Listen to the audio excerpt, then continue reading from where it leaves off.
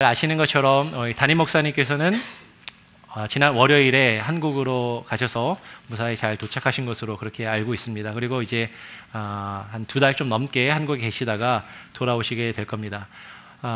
그래서 원래 담임 목사님이 이제 안 계시니까 원래는 제가 설교하는 게 아니라 외부에서 좀 더 좋은 훌륭한 목사님을 모셔서 설교를 듣기로 계획이 돼 있었어요. 그런데 이렇게 섭외가 됐던 목사님이 갑자기 사정이 생기셔서 못 오시게 돼서 수양회 이후에 갑자기 제가 주일 설교를 하는 것으로 그렇게 조정이 되었습니다. 그래서 꿩 대신 닭이라고 제가 설교를 하게 됐습니다. 근데 꿩고기보다 닭고기 좋아하시는 분들 계시죠?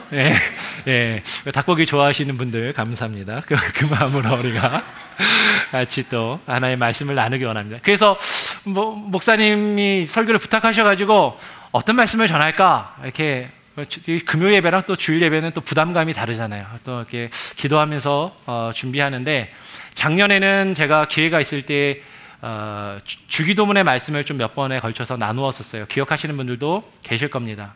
그래서 근데 오늘 이번에는 한 10번이 좀 넘고 해서 어떤 말씀을 전할까, 또 그리고 제가 평상시 전하고 싶은 내용의 말씀들이 10계명에 있는 것을 제가 발견하고 10계명의 말씀을 오늘까지 해서 한 11번 같이 한번 말씀을 나눠볼까 그렇게 제가 계획을 했습니다. 근데 이렇게 얘기하니까 지금 어떤 분들은 속으로 10계명? 아이고 고리타분하게 무슨 10계명을 설교를 한다고 그렇게 생각하시는 분이 계실지도 모르겠어요.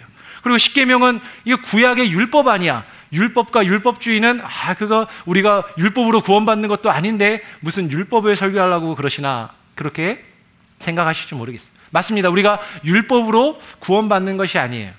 그리고 우리가 율법으로 의롭다함을 얻는 것이 아니라 복음과 은혜로 구원을 받으니까 그 복음과 은혜의 말씀을 좀 더 전하면 좋을 텐데 그렇게 생각하실 수도 있습니다.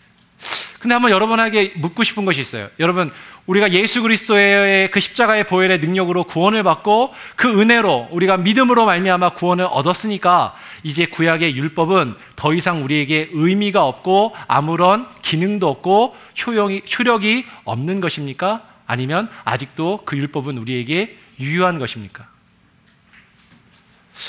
좀 헷갈려요. 신약 성경을 봐도 성경의 에베소서 2장 15절과 히브리서 10장 9절의 말씀을 보면 구약의 율법이 폐하여졌다라고 그렇게 이야기를 합니다. 구약의 율법이 폐하여졌대요. 그런데 또 예수님께서 뭐라고 말씀하시냐면 마태복음 5장 17절 말씀을 보니까 예수님께서 이렇게 말씀하시는 것이죠. 내가 율법이나 선지자를 폐하러 온 줄로 생각하지 말라. 폐하러 온 것이 아니요 완전하게 하려 함이라 이렇게 말씀합니다. 성경의 어느 구절은 율법이 폐하여졌다라고 이야기하고 성경의 어떤 구절은 내가 율법을 폐하러 온 것이 아니라 완전하게 하려고 왔다라고 또 예수님 말씀합니다. 그러면 이것이 서로 상충되고 모순되는 것인가요? 어떤 사람들은 정말 그렇게 생각해요. 하나의 성경의 말씀이 앞뒤가 안 맞는다. 정말 앞뒤가 안 맞아서 서로 모순되고 성경은 그래서 믿을 게 못 된다라고 그렇게 이야기하는 사람들도 있습니다. 여러분들도 그렇게 생각하시나요? 그렇지 않다면 우리가 성경의 어느 부분은 율법이 폐하여졌다라고 이야기하고 어느 부분은 율법이 폐하여진 것이 아니라 더욱더 예수 그리스도를 통해서 완전해진다라고 이야기하는 것을 어떻게 이해할 수 있겠는가 하는 것이에요. 이 율법이라는 개념이 사실 쉬운 것이 아닙니다. 우리가 성경을 읽다 보면 또 그리고 여러 가지 책들을 신앙의 책들이나 신학 책들을 읽다 보면 율법의 개념이 상당히 크고 넓고 다양해요. 그래서 다양한 상황과 문맥에서 다양하게 쓰이고 있는 것을 우리는 발견하게 됩니다. 좁게는요, 율법 그러면 모세오경과 그 모세오경에 기록된 계명적인 어떤 법적인 내용들을 가리켜 율법이다라고 그렇게 이야기하기도 해요. 그리고 조금 넓게는 구약 성경 전체를 가리켜서 율법이라고 이야기하기도 합니다.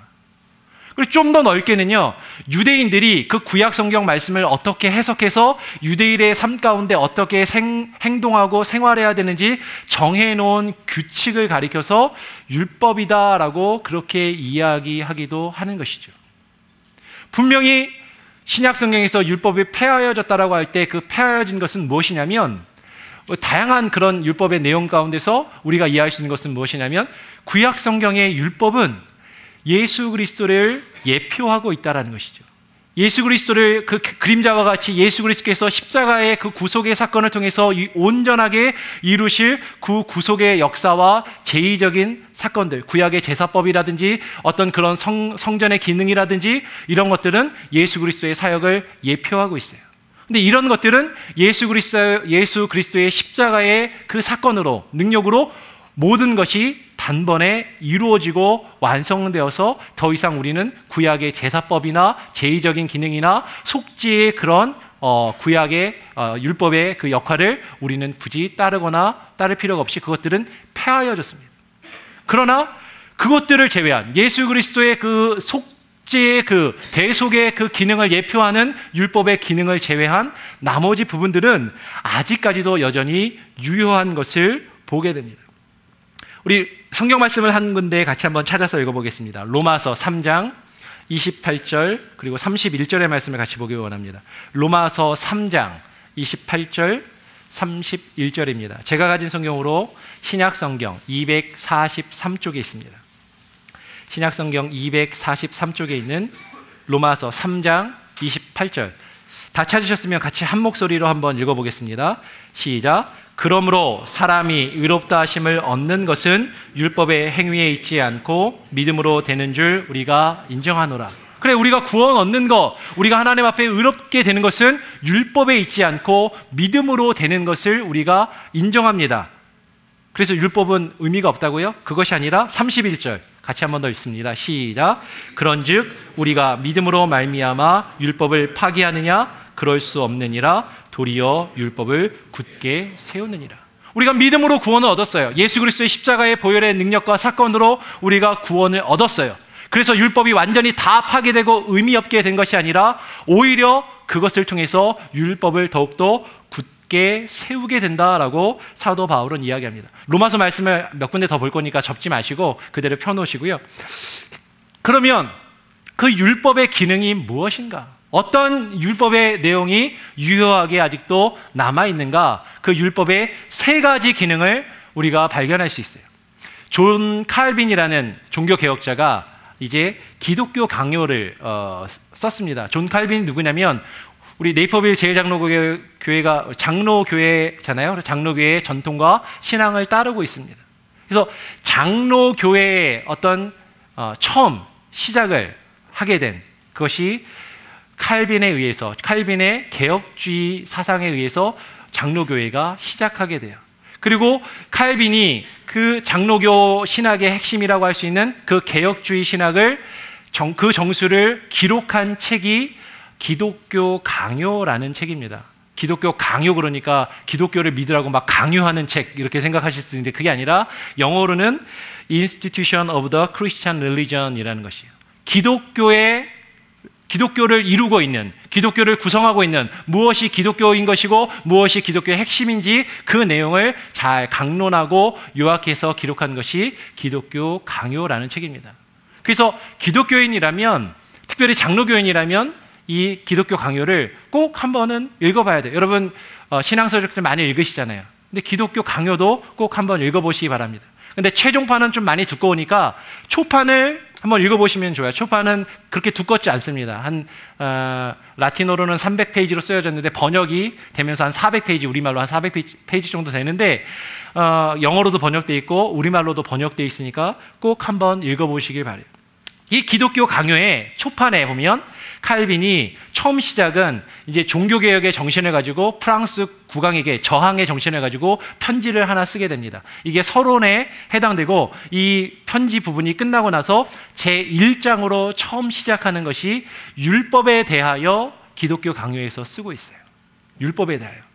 그리고 그 율법에 대한 그 내용의 앞부분에 제일 먼저 시작하는 게 그 율법의 핵심이라고 할 수 있는 10계명에 대해서 쭉 설명을 합니다. 그리고 10계명에 대해서 설명한 다음에 이 10계명이 이루고 있는 이 율법의 세 가지 기능이 무엇이냐면 그 세 가지 기능을 칼빈이 이야기를 해요.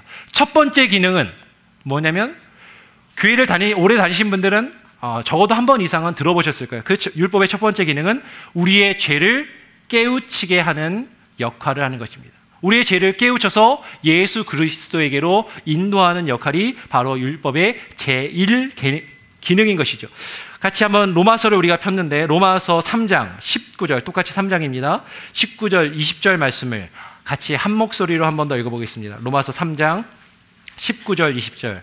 우리가 알거니와 무릇 율법이 말하는 바는 율법 아래에 있는 자들에게 말하는 것이니 이는 모든 입을 막고 온 세상으로 하나님의 심판 아래에 있게 하려 함이니라. 그러므로 율법의 행위로 그의 앞에서 의롭다 하심을 얻을 육체가 없나니 율법으로는 죄를 깨달음이니라.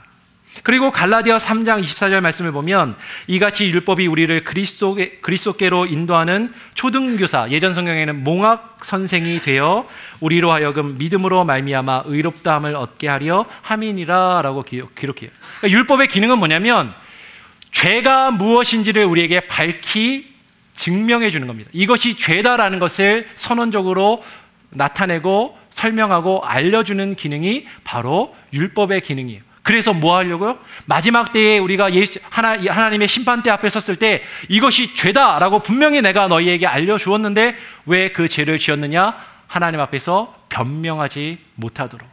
그리고 그 죄의 값이 죽음이다라는 것을, 사망이다라는 것을 분명하게 증거하는 그 역할이 바로 율법의 첫 번째 기능인 것이에요. 그것이 마치 몽학 선생과 같다, 초등교사와 같다라고 이야기합니다. 초등교사가 뭐냐면 헬라어로 파이다고고스라는 말인데요. 여러분 뭐 파이디온 이런 말 들어보셨죠? 그래서 유년 어린 아이들을 교육하는 이런 것을 이제 파이디온 뭐 이렇게 얘기하고 그러는데 고대 그리스나 로마 시대에 귀족들이죠. 귀족들이 이제 나이를 먹어서 이제 정규 학교에 가야 되는데 정규 학교에 가기 전에 집에서 학교에 가기 전에 배워야 할 기본적인 것들을 가르치는 노예가 있었어요. 그런 가정교사가 있었어요. 가정교사인 노예가 있는데 그 노예를 가리켜서 파이다고고스, 초등교사로 우리가 번역하고 있는 이 노예가 있었습니다. 근데 이 노예는 어려서는 그 주인의 아들이 어려서는 이제 가장 기초적인 것들, 그죠? 읽고 쓰고 세마는 가장 기본 뭐 이런 것들이 될 텐데 그런 것들을 기본적인 것들을 가르치고 이제 학교에 갈 나이가 되면 그 아이를 이끌어서 손을 잡고 학교에 또 데려다 주는 그런 역할을 했다라고 합니다. 율법의 기능이 그와 같은 것이죠. 율법은 무엇이 죄인지, 하나님이 어떤 분이신지 가장 그 기본적인 내용을 우리에게 알려주므로 하나님의 심판 앞에서 우리가 핑계치 못하고 우리의 힘과 능력으로는 우리가 하나님께 나아갈 수 없고 구원받을 수 없기 때문에 예수 그리스도께 나가야만 한다는 것을 우리에게 알려주는 그 기능, 이것이 율법의 제1기능, 첫 번째 기능이에요. 그러면 율법의 두 번째 기능은 무엇인가 하면 율법의 두 번째 기능은 그 하나님이 우리에게 알려주신 그 죄를 가지고 죄와 죄의 심판을 가지고 그것에 두려움을 느끼게 하는 것이죠. 그래서 우리의 양심과 함께 그 율법에 대한 두려움으로 큰 죄를 짓지 않게끔 만드는 것입니다. 율법에는 하나님께서 이와 같이 행하라, 그렇지 않으면 너희에게 이와 같은 심판이 있으리라, 너희가 이것을 준행하면 이와 같은 복을 받으리라, 이렇게 말씀합니다. 왜 그렇게 기록했냐라고 말씀하냐면 신명기 29장 29절의 말씀을 보면 이것은 우리에게 이 율법의 모든 말씀을 행하도록 하기 위해서 그와 같이 이 율법을 주셨다라고 이야기하는 거예요. 이 율법의 두 번째 기능은 우리의 마음에서 우러나와서 기쁨으로 그 율법을 지키는 것이 아니라 그 율법이 우리가 율법을 범하였을 때, 법을 어겼을 때 얻게 되는 그 벌에 대한 두려움으로 그것을 어쩔 수 없이 지키게끔 만드는 기능을 한다라는 것이에요. 마치 이런 겁니다. 여러분 그 주차 위반이나 과속 여러분 잘 하시나요? 잘 안 하시죠? 왜 안 하시나요? 준법적 신이 투철해서. 그런 분들도 계시죠. 근데 제가 미국에 처음 와서 오레곤주의 유진이라는 마을에 있었는데 미국에서 처음 딱 놀란 게 뭐냐면 사람들이 운전을 너무 젠틀하게 하는 거예요. 속도도 딱 속도 지키고 야, 이 시민의식이 대단하구나. 근데 나중에 조금 지난 다음에 알았습니다. 뭐 시민의식도 있겠지만 가장 큰 이유는 뭐예요?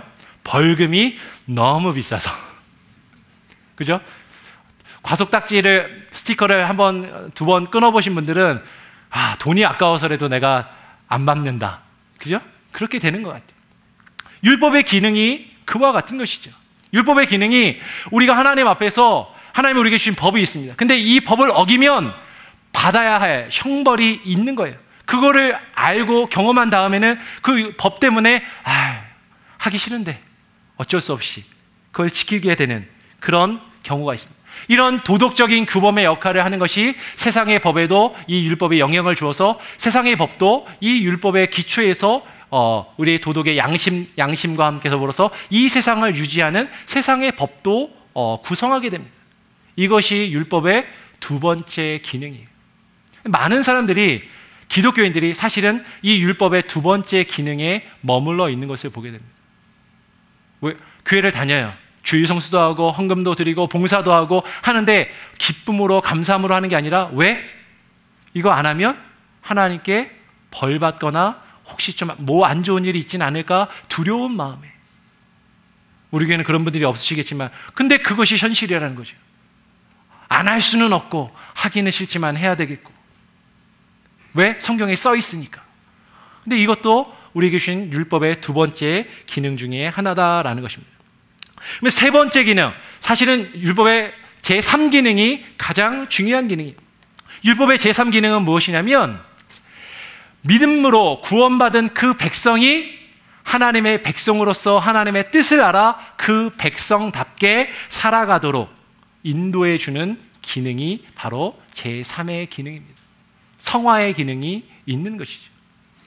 우리가 율법을 온전히 다 지킬 수 없는 존재들이라고 말씀드렸어요. 우리는 율법을 다 행하거나 지킬 수 없습니다. 사실 우리가 율법을 그렇다고 혹시라도 다 지킨다고 하더라도 그 율법을 지키는 걸 통해서 우리가 구원받을 수 있어요? 없어요?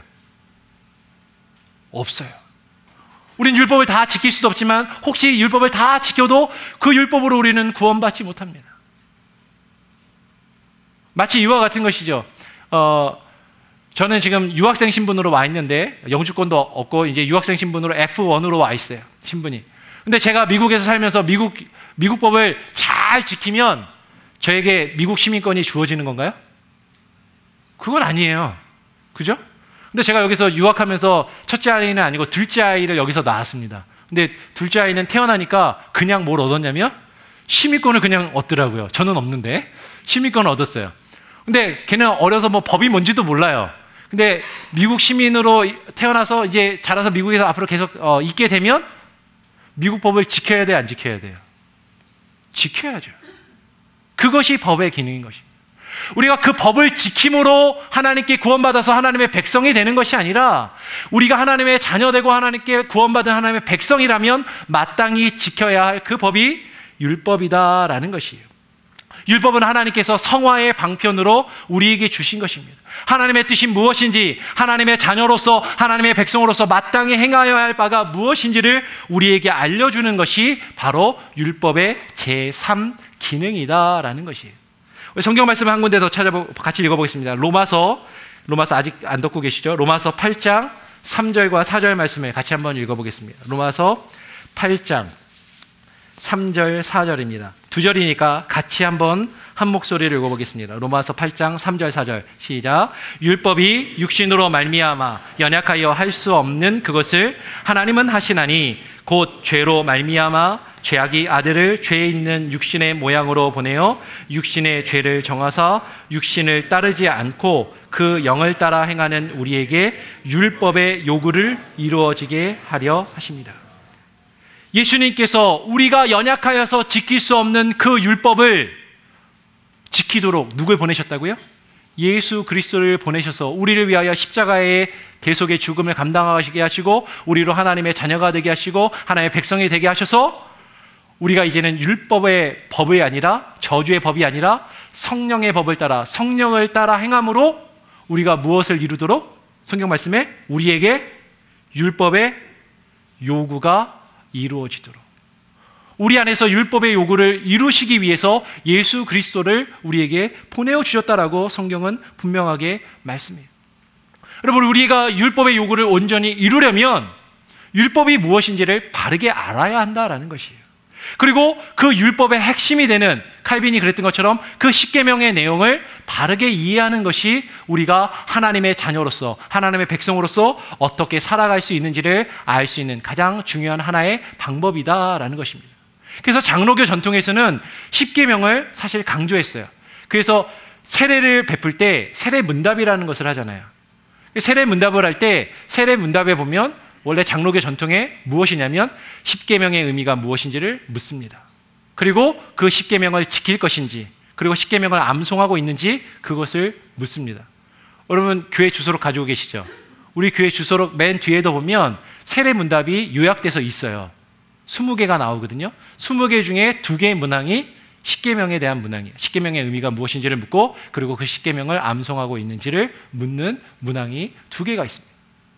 그러니까 십계명이, 구약의 율법이 의미가 없는 것이 아니라 나름 의미가 있고 중요한 것이다라는 것이. 그래서 저와 함께 같이 앞으로 십계명에 대한 내용을 같이 한번 살펴보기 원합니다. 오늘 십계명에 대해서 일단 그 구성과 그 개요를 같이 한번 살펴보려고 해요. 근데 이 십계명을 나누는 그 구성법이, 여러분 십계명을 믿는 종교가 뭐가 있을까요? 우리처럼 기독교가 있고 또 로마 천주교회도 뭐 기독교라고 얘기하긴 하는데 로마 천주교회도 있고 또 유대교도 있고, 그렇죠? 십계명을 크게 이 세 개의 종파가 이제 믿습니다. 근데 이 십계명을 나누는 법이 조금 달라요. 창세기, 이제 출애굽기 본문으로 돌아가서 출애굽기 20장을 보면 어디가 제1계명이죠? 제1계명. 예, 3절. 근데 제1계명은 그렇게 써 있나요? 제2계명은 이렇게 써 있나요? 이렇게 써 있지가 않아요. 그러니까 이 1계명, 2계명, 3계명을 나누는 법이 조금 다른 것을 보게 됩니다. 그러니까 로마 캐톨릭의 경우, 천주교의 경우는 우리가 제1계명, 제2계명이라고 하는 1, 2계명을 하나로 합쳐가지고 이거를 제1계명이라고 이야기합니다. 그러니까 3절부터 6절까지가 제1계명이 되는 것이죠. 우상, 나 왜 다른 신을 섬기지 말고 우상도 만들지 말고, 이게 제1계명이 돼요. 그러면 10계명이 아니라 몇 개가 돼요? 9개인데, 그래서 10계명을 만들려고 어떻게 해요? 맨 뒤에 10번째 계명을 둘로 나눕니다. 10번째 계명을 둘로 나눠서 10계명이 출애굽기 20장에도 있고 신명기 5장에도 있는데, 신명기 5장 21절을 따라가지고 제9계명은 내 이웃의 아내를 탐내지 말지니라. 이게 제9계명이고요. 제10계명은 내 이웃의 소유를 탐내지 말지니라. 이게 제10계명이에요. 천주교에서는 그렇게 나눕니다. 근데 이렇게 나누는 이유가 참 재미있어요. 왜냐하면 우리는 개신교는 하나님에 대한 계명이 제1계명부터 몇 계명까지죠? 4계명까지. 5가 아니라 4계명까지. 헷갈리시는 분들이 있는데 4계명까지인데 4개잖아요. 뭐 동양 한국 사람도 아닌데 죽을 사자도 아니고 4가 괜히 싫은 거예요.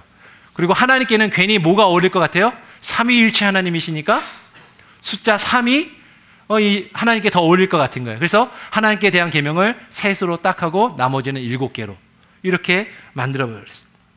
유대교는 또 어떻게 다르냐면, 유대교는 제1계명이 오늘 우리가 읽은 2절 말씀이 제1계명이 됩니다. 2절 말씀이 뭐죠? 나는 너를 애굽 땅 종 되었던 집에서 인도하여 낸 너의 하나님 여호와니라.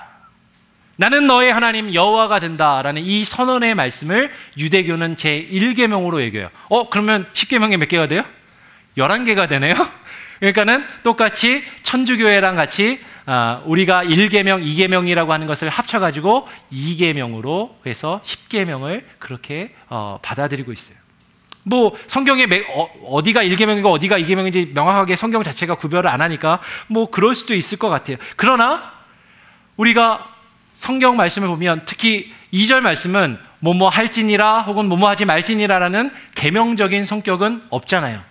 그러니까 우리는 유대교의 것들을 받아들이기 좀 어렵고, 천주교의 그 내용도 우리가 신명기는 뭐 그런지 모르겠는데 출애굽기 20장 17절 말씀을 보면 내 이웃의 아내를 탐하지 말라, 이것은 한 가운데 들어가 있어요. 그래서 이거를 둘로 인위적으로 나눈다라는 것이 출애굽기 20장을 보면 어떤 문장의 구조나 내용이나 논리적으로 조금 부적절해 보입니다.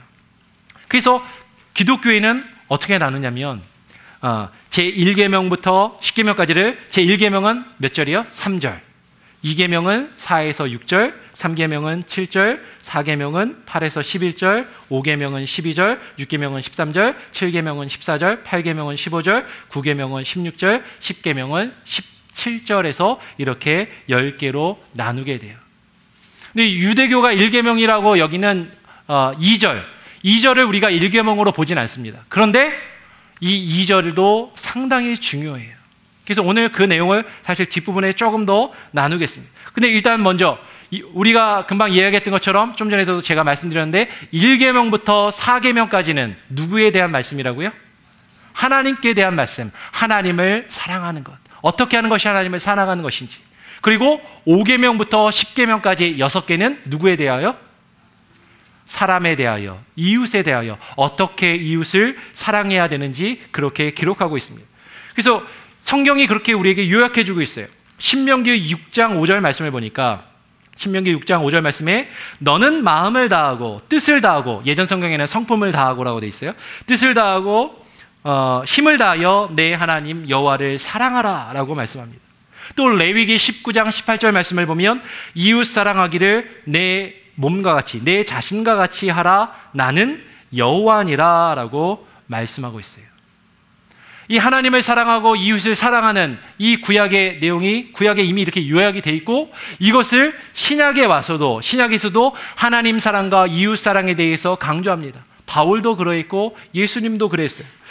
로마서 13장 9절 10절 말씀을 보면 바울이 로마서에서 이렇게 이야기한 것이죠.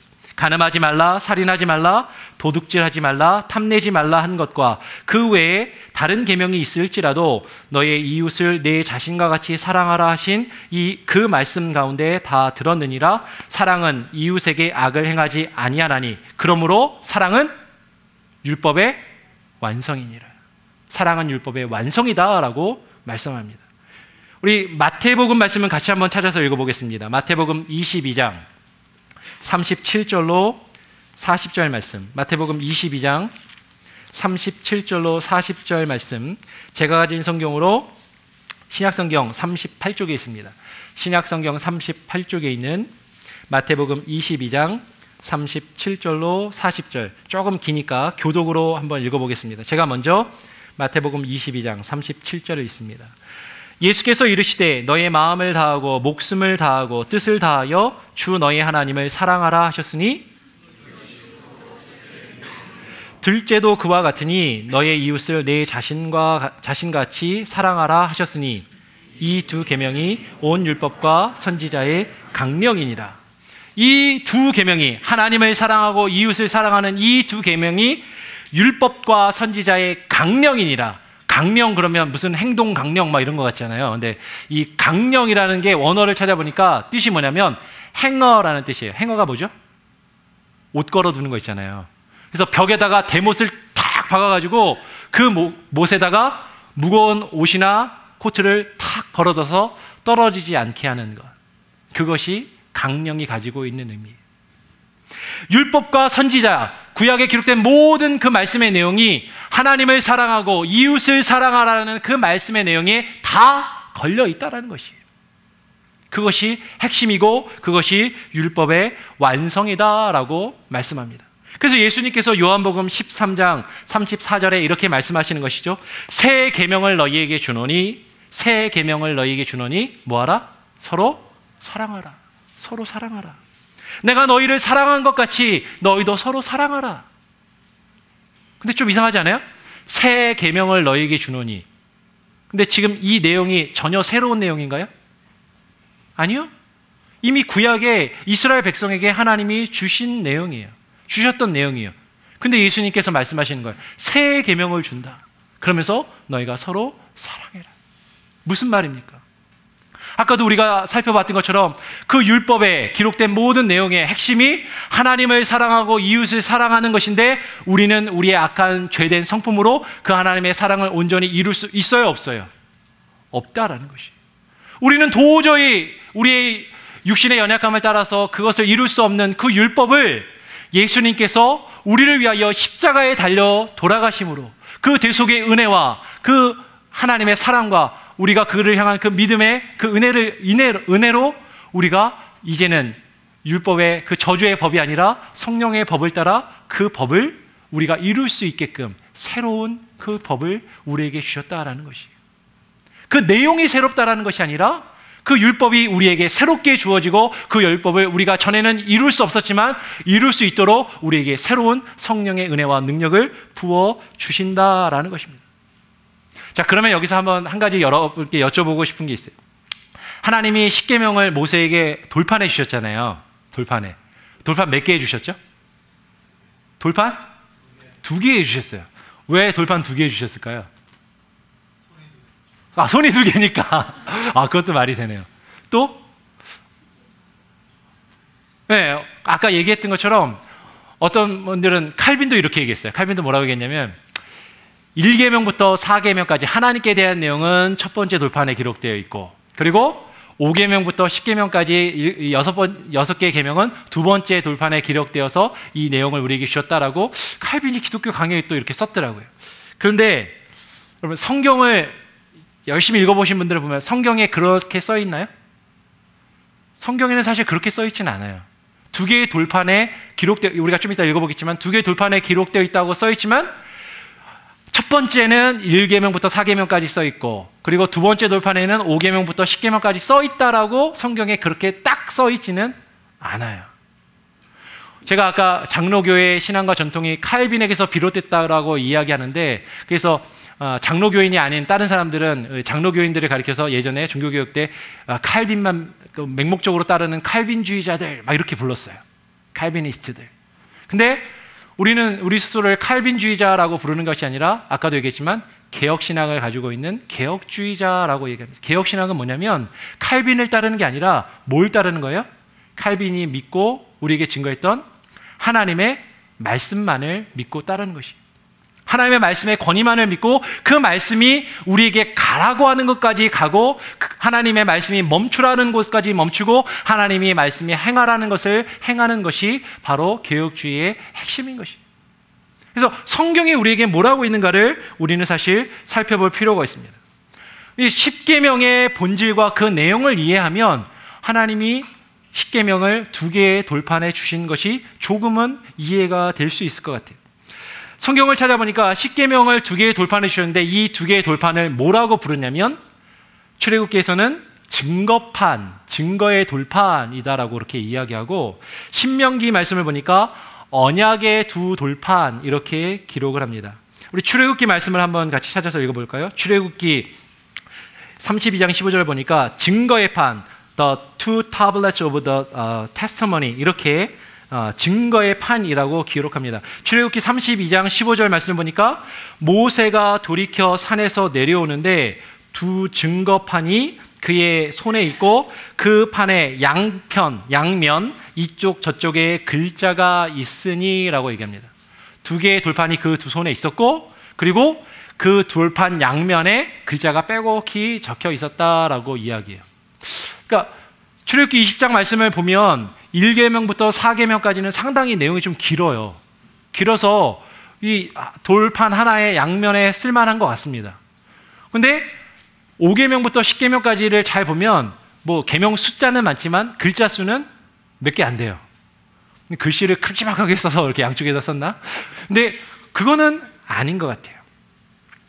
오히려 출애굽기 40장 또 20절에 보면 증거의 돌판이라고 안 하고 그냥 영어로 보면 the testimony 이렇게 얘기합니다. 증거가, 그 증거, 그 2개의 돌판을 가리켜서 증거라고 얘기합니다. 돌판이 2개인 이유가 여기에 있는 것이죠. 그것이 무엇이기 때문에? 증거이기 때문입니다.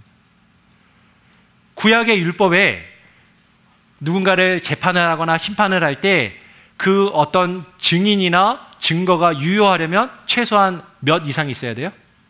2 이상이 있어야 그 증거나 그 증인이 효력이 있는 것이에요. 그래서 예수님께서도 요한복음 8장 17절에 이렇게 말씀하십니다. 너희 율법에도 2 사람의 증언, 예전 성경에는 2 사람의 증거가 참되다 기록하였으니, 두 사람 이상이 증거해야 그 증거가 효력이 있고 능력이 있다라는 것이에요. 하나님께서 우리에게 주신 그 계명이 우리에게 효력이 있고 능력이 있도록 증거로 우리에게 주셨기 때문에 계명을 둘로 주셨다라고 두 개의 돌판을 주셨다라고 우리는 이해할 수 있는 것이에요. 거기에 좀 더 확실한 내용이 뭐냐면 신명기에서는 뭐라고 이야기해요? 이 두 개의 돌판을 언약의 돌판이라고 이야기합니다. The tablets of the covenant. 우리 신명기 9장 9절은 같이 한번 읽어보겠습니다. 신명기 9장 9절.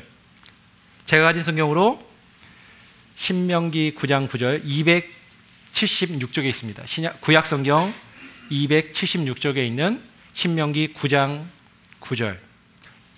찾으셨으면 같이 한 목소리로 읽어보겠습니다. 시작. 그때에 내가 돌판들 곧 여호와께서 너희와 세우신 언약의 돌판들을 받으려고 산에 올라가서 40주 40야를 산에 머물며 떡도 먹지 아니하고 물도 마시지 아니하였더니, 이 돌판들을 신명기에는 뭐라고 얘기해요? 아까 출애굽기는 증거의 돌판이었는데 여기서는 언약의 돌판. 그리고 좀 건너뛰어서 11절 같이 읽어볼까요? 시작. 40주 40야를 지낸 후에 여호와께서 내게 돌판 곧 언약의 두 돌판을 주시고, 이 돌판을 가리켜서 언약의 돌판이다라고 이야기합니다. 언약의 두 돌판. 그럼 고대 시대에는 종이가 없었어요. 그죠? 종이가 없어서 이렇게 돌에다가 글씨를 새기든지 아니면 진흙을 잘 이겨서 글씨를 새긴 다음에 진흙을 구워요. 그래서 타블렛을 만들죠. 판을 만들어서 이것을 종이 대신 썼습니다. 뭐 쓸 때도? 계약서를 쓸 때도 그렇게 했어요. 여러분, 여기서 언약의 돌판이 종이다 그러면 언약서가 되는 거죠. 언약서. 다르게 표현하면, 요새 우리가 흔히 쓰는 말로 표현하면 계약서가 되는 거예요. 계약서. 그러면 계약서 쓰실 때 어떤 중요한 물건을 사고 팔거나 집을 사거나 팔거나 할 때 계약서 쓰시잖아요. 그죠? 근데 계약서 쓸 때 최소한 그 계약서가 법적인 효력을 가지려면 최소한 몇 장 이상 써야 돼요? 당사자 간에 최소한 2장 이상은 써야 돼요. 그리고 이제 공증을 세운다든지 변호사를 쓰면 3장. 그래서 성경 말씀처럼 두세 증인을 세우는 것이죠. 그래서 지금 이 십계명의 말씀도 언약서로서 계약서로서 우리에게 주어졌다라는 것이에요. 하나님과 우리 사이에 그 계약의 내용을 우리에게 증거해주고 이것이 능력 있고 효력 있고 유효한 하나님의 말씀이다라는 것을 증거해주기 위해서 두 개의 돌판에 우리에게 허락하여 주신 것이에요. 그것이 아까 처음에 제가 말씀드렸던 율법의 3가지 기능을 다 이루는 것이죠. 첫 번째, 뭐 하도록? 우리의 죄를 깨달아 하나님 앞에 변명하지 못하도록. 왜? 그 율법이 능력이 있고 유효한 율법이니까. 그리고 두 번째, 이 율법에 기록된 내용이 참되고 이 율법의 말씀을, 하나님의 말씀을 지키지 않으면 우리에게 사망과 심판의 형벌이 있는 것이 분명하고 유효한 하나님의 증거의 말씀이기 때문에 그것을 우리에게 증거해 주는 것입니다. 근데 이렇게 되면 우리 마음에 좀 불편함이 있어요. 하나님은 왜 우리에게 율법이라는 걸 주셔가지고 죄를 짓게 하시는가? 그냥 은혜의 하나님이라면, 사랑의 하나님이라면 율법 같은 거 주지 마시고, 아까도 율법이 없었으면 죄도 없었을 텐데 그렇게 생각할 수 있잖아요. 근데 이 질문은 마치 어떤 질문하고 똑같냐면, 아담과 하와를 하나님이 지으시고 에덴 동산에 두신 다음에 에덴 동산 가운데 뭘 두셨어요? 선악을 알게 하는 나무를 두셨어요. 선악을 알게 하는 나무를 왜 두셔가지고 하와가 그걸 따먹고 남편한테까지 줘가지고 죽을 수밖에 없는 형벌을 우리에게 주셨는지, 하나님은 왜 선악을 알게 하는 나무를 굳이 동산 중앙에 두셨는지 그걸 물어보죠. 근데 선악을 알게 하는 나무도 이 율법과 동일한 기능으로 주신 거예요. 뭐예요? 하나님과 아담 사이에 언약을 맺고 그 언약의 증거로서 이 생명나무를 동산 중앙에 주신 것이죠. 여러분, 계약서를 쓰실 때 계약서 쓰면서 나 이 계약 깨야지 그러고 집 사면서 계약서 쓰시는 분 있어요? 계약서를 쓰는 이유는 뭡니까? 계약을 깨려고 쓰는 게 아니라 계약을 지키려고. 계약을 지키기 위해서 계약서를 쓰고 계약의 증거를 서로 나누어 가지는 것이에요. 그것이 서로에게 효력이 있고 능력이 있다는 것을 나타내는 증표로서 그것을 우리가 주는 것이, 하나님께서 생명나무도 그와 같이 아담과 하와에게 허락하신 것이고 구약의 이스라엘 백성에게 그 율법을 주신 이유도 동일하다라는 것이, 하나님이 이 율법을 우리에게 주신 것은 이 율법을 통해서 죄를 지어서 너네는 멸망받아 죽어라 라고 주신 것이 아니라 뭐라고요? 이 율법을 다 지켜 행하라고 주셨는데 우리는 그 율법을 지키지 못하는 것이죠. 오히려 우리는 이제 아까 얘기했던 율법의 제3기능에 더 집중하고 매우 중요한 것을 깨달아야 됩니다.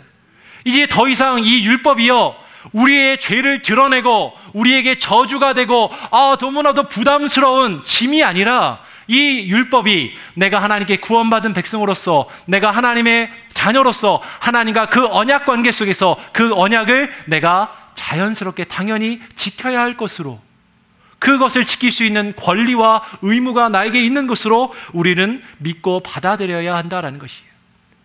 그 언약의 관계를 제일 처음 설명해 주는 구절이 오늘 우리가 읽은 출애굽기 20장 2절의 말씀입니다.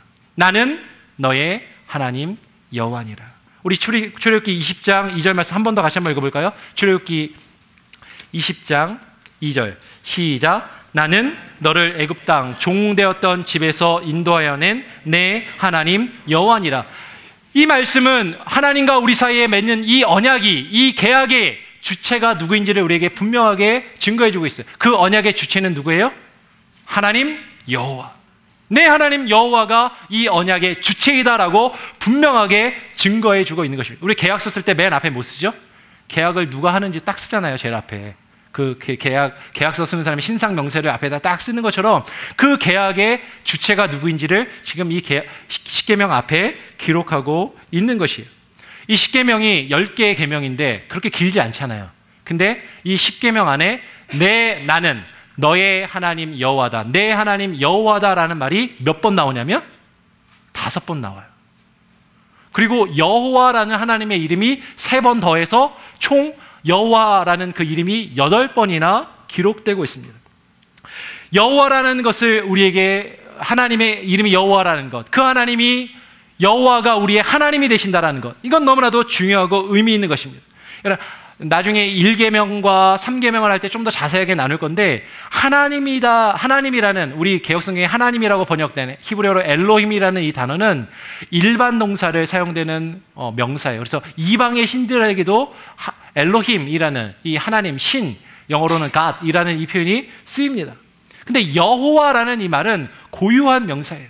오직 이스라엘의 백성의 그 하나님에게만 주어지는 이름입니다. 하나님과 그 백성 사이의 언약의 관계를 나타낼 때, 그 친밀한 관계를 나타낼 때만 이 여호와라는 이름이 성경에 기록되는 것을 보게 돼요. 한번 성경 말씀을 한 군데 같이 한번 읽어볼까요? 예레미야 31장 33절, 예레미야 31장 33절의 말씀입니다. 제가 가진 성경으로 구약성경 1102쪽에 있습니다. 구약성경 1102쪽에 있는 예레미야 31장 33절. 지금 개역개정 성경, 새 성경에는 그렇게 써있지 않은데 예전 성경에는 뭐라고 시작하냐면, 우리 지금 성경에 여호와의 말씀이니라 라는 이 부분이, 맨 뒤에 있는 부분이 제일 앞에 나와서 나 여호와가 말하노라, 나 여호와가 말하노라, 이렇게 시작을 합니다. 같이 한번 읽어보겠습니다. 예레미야 31장 33절 시작. 그러나 그날 후에 내가 이스라엘 집과 맺은 언약은 이러하니 곧 내가 나의 법을 그들의 속에 두며 그들의 마음에 기록하여 나는 그들의 하나님이 되고 그들은 내 백성이 될 것이라, 여호와의 말씀이니라. 이 여호와의 말씀이니라가 예전 성경에는 나 여호와의 말이니라 딱 선포하고 쫙 기록하는 거예요. 내가 나의 언약을 그들의 백성, 내 백성의 나의 법을 그들의 속에 두고 기록하여서 나는 그들의 뭐가 되고? 하나님이 되고, 여호와가 우리의 하나님이 되고 그들은 나의 백성이 되는, 나는 그들의 하나님이 되고 그들은 나의 백성이 되는 그 언약의 관계를 말씀하고 있어요. 하나님께서는 그 백성들을 애굽 땅에 종되었던 곳에서 구원하여 낸 나는 너희의 하나님 여호와다라고 말씀하시는 것입니다. 언약의 대상이 되는 우리들은 죄의 종이었어요. 죄의 종된 존재로서 하나님과 언약을 맺을 자격도 능력도 없는 그런 사람이었습니다. 자, 계약서 얘기를 했으니까, 여러분 계약서를 쓸 때, 누군가에게 물건을 팔 때, 중요한 계약을 맺을 때 그 사람이 그 물건 값을 지불할 능력이 없는데 여러분 계약서 쓰시나요? 안 쓰시잖아요. 제가 집이 지금 시카고에 사는데 교회 근처로 이제 이사를 오려고 집을 이제 새로 구했습니다. 집을 구하는데, 예, 교회 근처에 이제 집을 구하는데 제가 소득이 별로 없잖아요. 근데 아파트 렌트 계약서를 쓰려면 소득이 아파트 렌트의 3배 이상이 돼야 계약을 쓸 수 있는 자격이 있다고 저한테 그러는 거예요. 제가 집을 구할 자격이 없는 거예요. 계약서를 쓸 능력이 없는 거예요. 그걸 어떻게 했냐면 교회 말씀을 드렸죠. 극적하면서. 그런데 어떡하죠? 교회가 보증을 서주셔서 계약서를 쓸 수 있었어요. 그래서 집을 구했습니다. 이제 곧 이사를 오는데, 여러분, 우리는 하나님과 계약을 맺을 수 있는 그런 자격이나 능력이 있는 사람이 아니에요. 근데 계약이라는 것은 어떤 그 계약의 당사자 간에 뭔가 좀 대등한 무엇인가가 있을 때 이루어지는 것이지, 내가 그 계약을 맺을 수 있는 자격도 능력도 없는데 그 계약이 우리에게 주어졌어요. 무엇으로? 예수 그리스도의 보혈의 그 능력이 담보가 되어서, 우리에게 확증이 되어서, 하나님과 우리가 하나님은 우리 여호와가 우리 하나님이 되시고 우리는 하나님의 백성이 되는 그 언약의 관계로 들어갈 수 있게 된 것입니다. 이 계약은요, 일방적인 계약입니다. 하나님께서 그 백성에게 주시는 마치 유언과도 같은, 우리가 신구약 성경을 테스트머니라고 하는데 그 테스트머니의 뜻 가운데 유언이라는 말이 있거든요. 일방적으로 하나님께서 우리에게 주시는 언약, 약속, 계약의 말씀입니다. 그 자세한 내용은 히브리서 9장에 보면 여러분이 좀 살펴보실 수 있습니다. 나중에 한번 집에 가서 히브리서 9장을 한번 읽어보세요. 똑같이 언약이라는 말이 언약이라고 나왔다가 나중엔 유언이라고 바뀌는 것을 보실 수가 있을 거예요. 여기서 분명히 그 계명은 구원받은 하나님의 백성에게 주어지는 것이에요. 하나님께서 택하신 하나님 여호와께서 우리의 하나님이 되시고 그의 백성이 될 그 백성들에게 주어진 그 법이 바로 계명인 것입니다. 그 언약 관계 속에서 하나님의 백성으로서 우리가 마땅히 기쁨으로 지킬 수 있는 것이 율법인 것이에요. 하나님이 우리를 구원하셨기 때문에, 하나님이 우리를 자녀 삼으셨기 때문에, 하나님이 우리를 백성 삼으셨기 때문에 우리에게 당연히 요구하실 수 있는 것이고, 우리는 그 요구를 기쁨으로 받아들일 수 있어야만 한다라는 것입니다. 여러분, 하나님을 사랑하십니까? 예수 그리스도를 사랑하세요? 머리로만 끄떡끄떡하지 마시고 정말 사랑하십니까? 그럼 성경 말씀은 우리에게 이렇게 말씀합니다.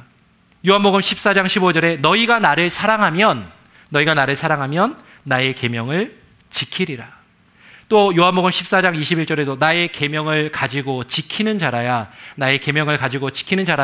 나를 사랑하는 자니, 나를 사랑하는 자는 내 아버지께 사랑을 받을 것이요 나도 그를 사랑하여 그에게 나를 나타내리라. 요한일서 5장 3절의 말씀도 하나님을 사랑하는 것은 이것이니 우리가 그의 계명들을 지키는 것이라. 그의 계명들은 무거운 것이 아니로다.